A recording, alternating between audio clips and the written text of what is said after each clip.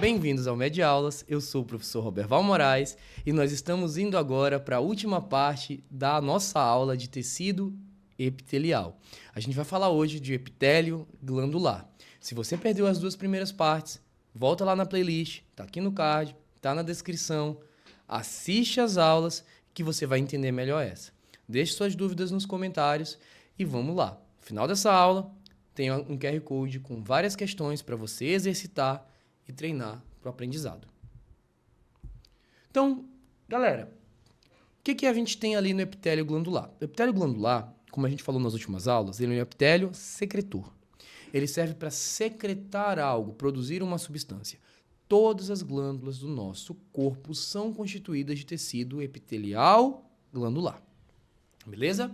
E aí, a gente pode classificar essas glândulas de acordo com onde e como ela secreta.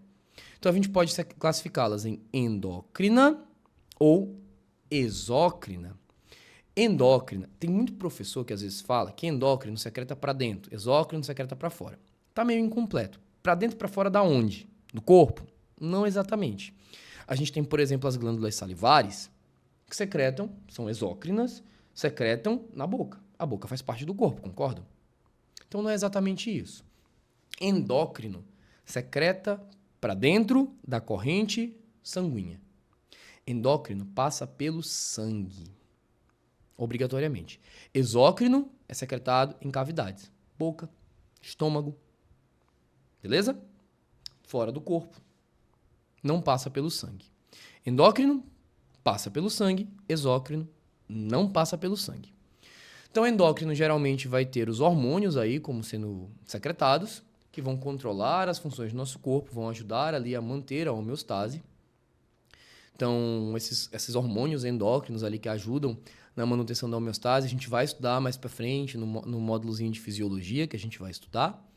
E as exócrinas podem secretar de tudo um pouco. Enzimas, sebo que a gente tem no cabelo, nos pelos, secretado por glândulas, muco, suor, leite. A glândula mamária é uma glândula exócrina. E essas enzimas podem servir para quê? Digestão, proteção, lubrificação, termorregulação, suor, baixa temperatura do corpo, ou mesmo nutrição, como por exemplo o leite. Como que se formam as glândulas? Por que ela é epitélio? Porque a gente tem aqui um epitélio de revestimento. Esse epitélio de revestimento ele começa a alterar a sua conformação, invaginando, entrando, né? Eu ia falar entrando para dentro ali, mas você entendeu. Entrando ali no epitélio, e ele vai formando estruturas que depois podem começar a secretar, formando uma glândula exócrina, quando vai secretar para a superfície aqui, ou endócrina, quando vai secretar para os vasos sanguíneos. Então, aqui é mais uma imagem de como ela se forma, tem invaginação, né? E aí a gente tem a porção secretora. A glândula exócrina continua em contato com a superfície e a endócrina vai ter contato com o sangue. Mais uma vez a mesma coisa, tá bom? E aí a gente tem uma coisa interessante. As glândulas exócrinas, geralmente elas formam acinos. Acinos e ductos. O que é acino? Acinos são essas estruturas aqui arredondadas que vão secretar num ducto, que é quem vai conduzir essa secreção para uma cavidade. Então, geralmente, a gente tem na lâmina essa conformação arredondadinha. Acino e ducto. Tá bom? Já as glândulas endócrinas, geralmente, elas formam estruturas diferentes, que a gente pode chamar de cordões em anastomose ou vesículas. Já eu explico para vocês melhor o que é cada um desses. Vamos olhar aqui. As glândulas, elas podem ser simples. O que é uma glândula simples? Ela tem só um canal para secretar. Então, ela pode ser uma glândula tubulosa simples, formou um túbulo que vai secretar na superfície. Tubulosa enovelada simples, esse túbulo ele faz várias curvas antes de secretar, como por exemplo a sudorípara. Ela pode ter tubulosa ramificada simples, ela tem alguns ramos, mas no final ela vai secretar por uma única cavidade, como, por exemplo, as glândulas do estômago, as focetas gástricas, no útero também. E elas podem ser glândulas, aqui, acinosas ou alveolares simples, que vão formar aqui essas estruturas arredondadas, os acinos, que vão secretar para a superfície. Nós também podemos ter glândulas com ductos ramificados, com vários ramos. Então, aqui uma glândula tubulosa composta porque ela tem vários ramos, e tubulosa porque tem formato de tubo. Glândula acinosa alveolar, que vai formar essas estruturas mais arredondadinhas. E a glândula túbulo-alveolar composta, que vai formar esses vários túbulos também.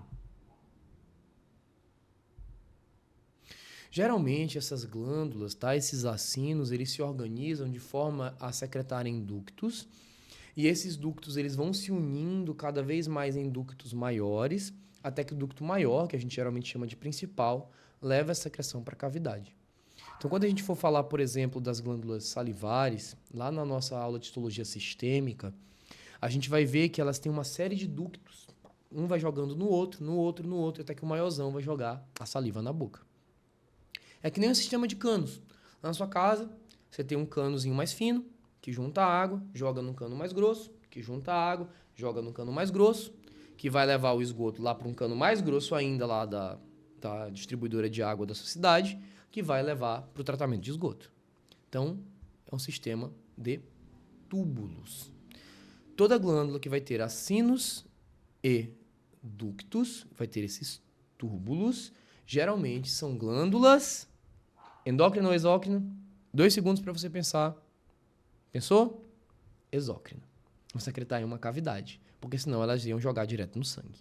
Tá bom?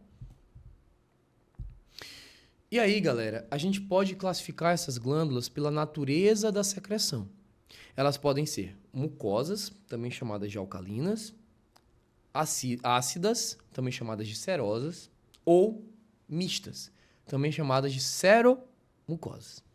A mucosa é quando a secreção dela é bem clarinha. Então, você vê a secreção, aqui a célula, ela acumula uma secreção muito clarinha, que cora muito pouco. Então, por exemplo, a glândula sublingual, ela produz uma saliva alcalina. A gente tem as glândulas serosas, olha só a diferença. O interior delas é mais ácido, é mais forte. A gente tem, por exemplo, a glândula parótida, que é também uma glândula salivar. E nós temos as glândulas seromucosas, que ela tem um pedacinho seroso, ácido, e um pedacinho alcalino. Um pedacinho mucoso, um pedaço escuro, um pedaço claro. A gente chama isso de meia-lua. É uma meia-lua naquele tecido. Metade ácida, metade mucosa. Geralmente a gente tem isso, por exemplo, na glândula submandibular, que fica ali abaixo da mandíbula.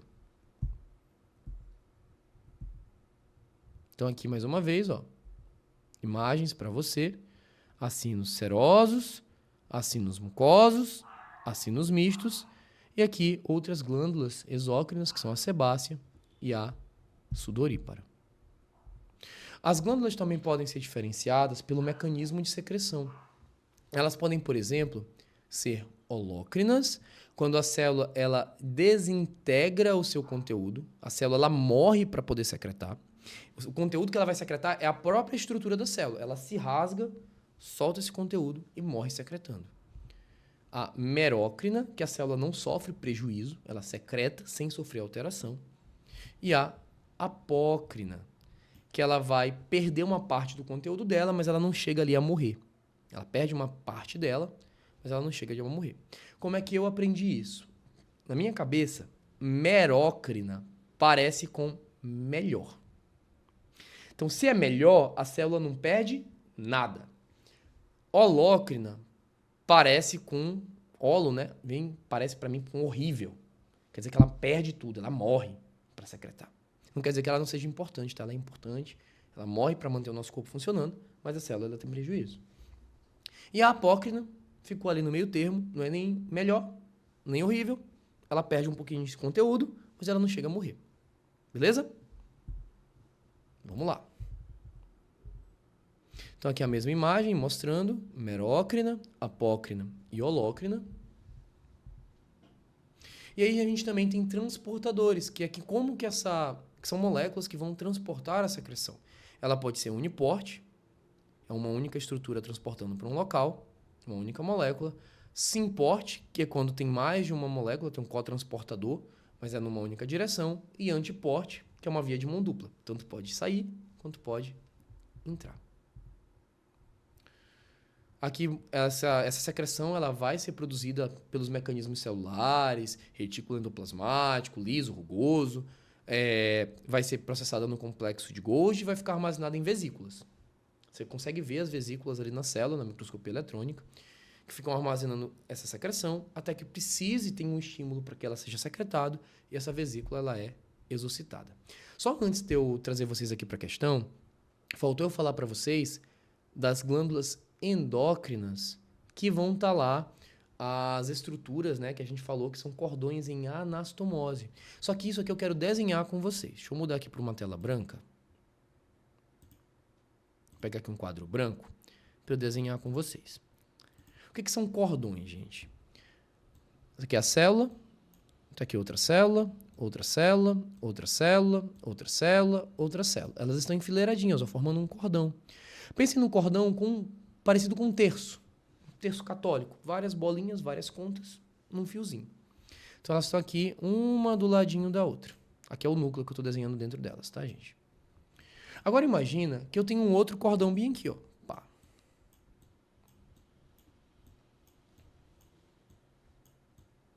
E aí eu tenho um outro cordão bem aqui.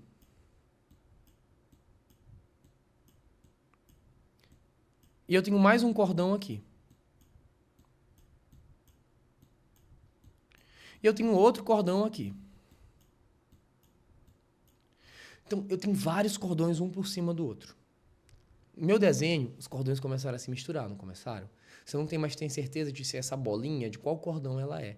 É como se você tivesse uma caixa, se você fosse vendedor de terço. Você batesse lá na porta das pessoas, aí você quer comprar um terço, você anda com uma caixinha cheia de terço. Quando você olha para a caixinha de cima, os terços não estão organizados, eles estão tudo jogados lá dentro. Você olha para várias bolinhas que parecem tudo a mesma coisa. Você não sabe onde é que começa um terço, onde é que termina o outro. Onde é que começa um, onde é que começa o outro. A gente chama isso, essa mistura na histologia, a gente tem um termo para isso, chama anastomose. Anastomose é mistura, tá bom? Então a gente tem cordões em anastomose. Os cordões em anastomose são presentes em glândulas endócrinas. Outra estrutura são as vesículas que a gente tem na tireoide. São células redondinhas, uma do lado da outra, mas que dentro delas tem secreção. A gente chama isso de vesícula. Também são características de glândulas endócrinas. Então, cordões em anastomose, vesículas, glândula endócrina. Acinos e ductos, glândula exócrina. Beleza? Vocês estão conseguindo entender? Deixa aí nos comentários que eu tento responder vocês, tá bom? Como prometido, trouxe para vocês aqui um QR Code com um questionário, com questões contextualizadas, para que vocês possam exercitar conteúdo sobre tecido epitelial. Deixem aqui nos comentários se vocês querem uma gravação de um auxílio, de um complemento prático para vocês sobre isso aqui, mostrando as lâminas, descrevendo bonitinho, dando a descrição. Deixem aí nos comentários, se tiver bastante comentário, eu faço esse vídeo. Obrigado, viu, gente? Se você gostou desse vídeo, deixe seu like, compartilha com um amigo e eu vejo você próxima aula, tecido conjuntivo. Até a próxima.